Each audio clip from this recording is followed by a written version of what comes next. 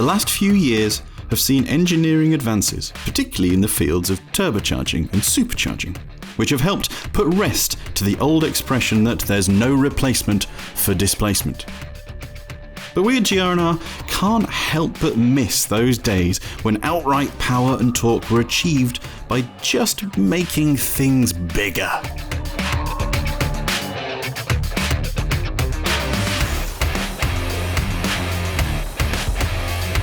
In this company, the 6.75-litre V12, which powers the largest Rolls-Royces, seems almost tiny. But its size was carefully chosen to honour a legendary British V8. The 6.75-litre V8, which powered Rolls-Royce and Bentley models for decades, has now ceased production. But its legacy lives on, propelling the spirit of ecstasy with unseemly haste. Previously, Rolls-Royce would only ever refer to the output of its engines as adequate. But in the Cullinan Black Badge, the V12 produces 600 horsepower and 900 newton meters of torque.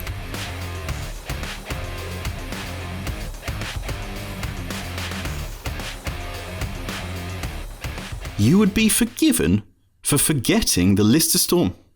But it was actually the last hurrah for Jaguar's improbably long-lived V12.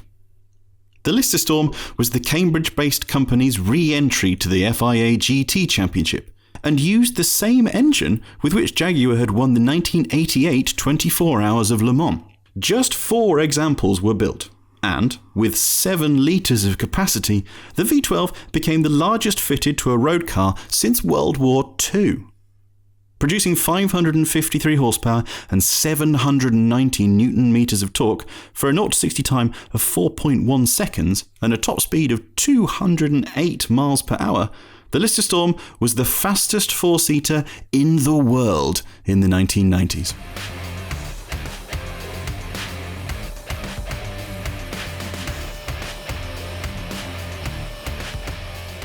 It seems surprising that the only production V16 engine should come from the land of the V8. The other came from the long-defunct Marmon. The company also pioneered the single-seat layout for racing cars and the rear-view mirror. But the Cadillac was the first into production, so gets the nod here. Arch-rivals Packard had already introduced a V12, and so Cadillac's general manager Lawrence Fisher decided to go 1, 2, 3 or 4 better. Effectively, 2 straight 8 engines with a common crankshaft and crankcase, the V16 was superbly engineered with a counterweighted crankshaft, overhead valves and hydraulic tappets. Rated at just 167 horsepower, it allowed some of the lighter Cadillacs to top 100 miles per hour on its introduction in 1930. Cadillac followed this up with a second unrelated V16 engine in the late 1930s, and claimed that Series 90 16 fitted with it were the fastest production cars in the world.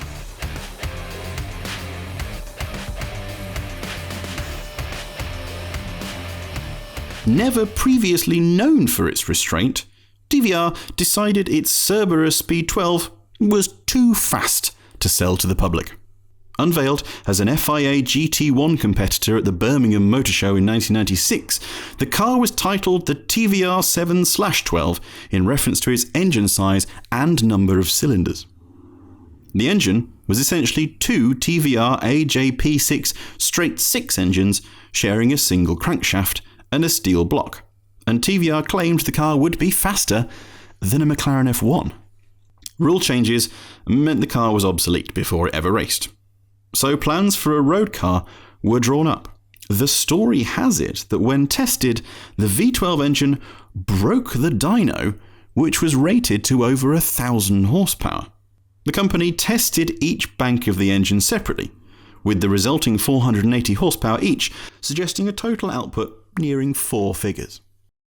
When TVR boss Peter Wheeler drove the prototype, he decided it was simply too powerful for road use, and prospective owners had their deposits returned. In a typically TVR twist, though, the company then placed a classified ad for one hand-built Speed 12 to be delivered after the purchaser had been vetted by Wheeler himself. Rumour has it was bought by Keith Flint from The Prodigy.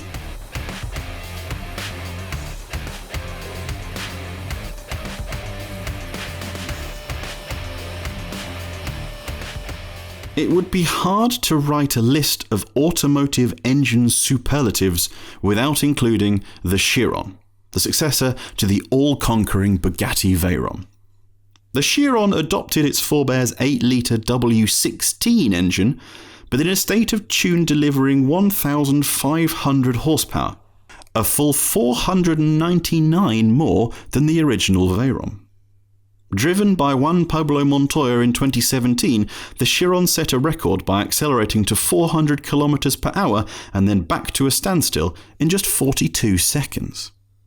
2 years later, in the hands of chief test driver Andy Wallace, a modified Chiron set a production car top speed record of 304.77 miles per hour. Also driven by Andy Wallace at the same test track was a life-size Lego Technic Bugatti Chiron. Powered by 2,304 Lego motors, it produced approximately 5.4 horsepower and 92 Newton-meters of torque.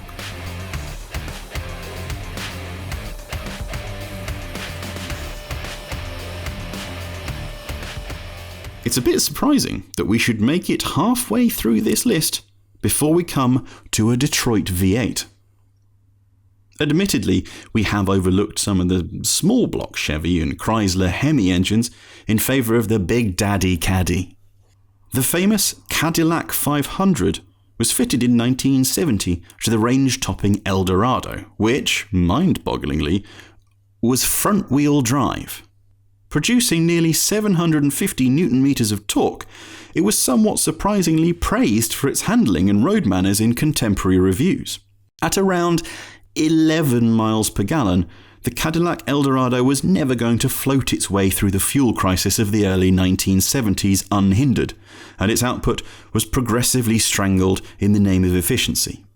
In its final form, the 8.2-litre engine produced just 190 horsepower and 488 Newton-meters of torque.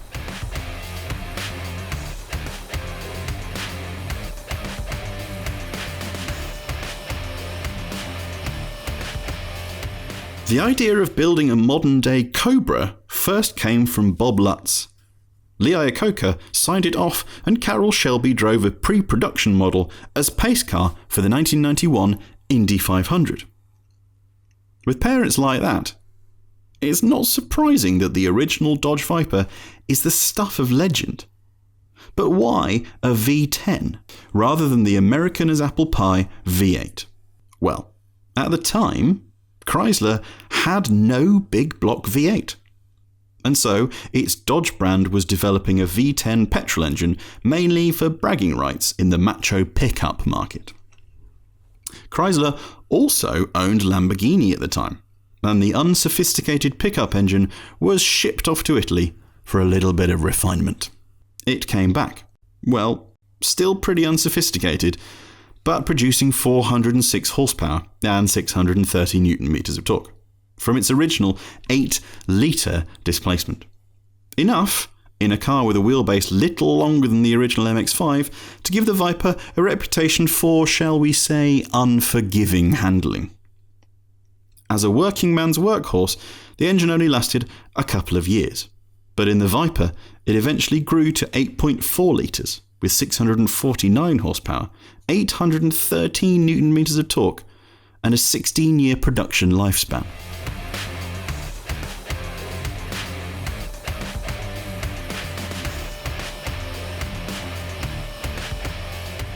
Taking engines from boats or planes to power cars has been a well-trodden path in creating automotive absurdities, but there aren't many examples of the reverse being the case. One exception is the Bugatti Royale, often held up as a prime example of automotive hubris, but whose stock of unused 12.7-litre straight 8s was used to power SNCF rail cars once it had been detuned. Known officially as the Type 41, the Bugatti Royale was intended to be the transport of royalty, and certainly had the sheer scale to shoot heads of state. At nearly 6.5 metres long and over 3,000 kilograms, it dwarfs a modern Rolls-Royce Phantom, and the displacement of one of its cylinders was nearly 3 times the volume of the dinky 6.75-litre V12. The car's symbol was an elephant, which may as well have been white, given its production history.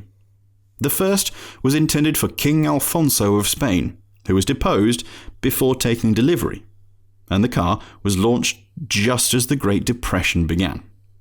Eventually, 6 were made, and none found royal homes, with Ettore Bugatti refusing to sell one to King Zog of Albania, on the basis that the man's table manners are beyond belief.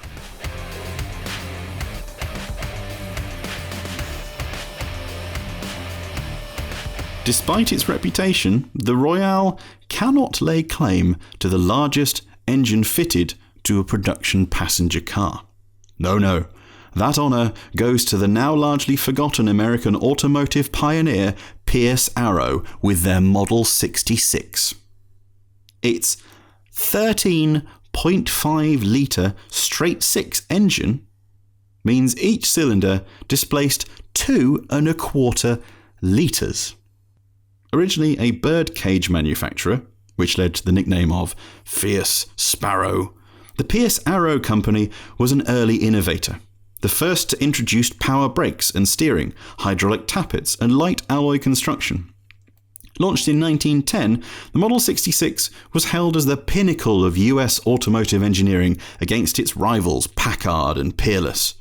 Together, the firms were known as the 3 Ps of American automotive luxury. Originally displacing a tiny 11.7 litres, the straight six produced 66 horsepower, hence the name. Enlarging it to 13.5 litres added an additional 100 horsepower. The name remained unchanged, but the car was now capable of 80 miles an hour, despite being clad in 1/8-inch thick cast aluminium panels. Of the 1,250 that were built between 1910 and 1918, only 14 are known to survive.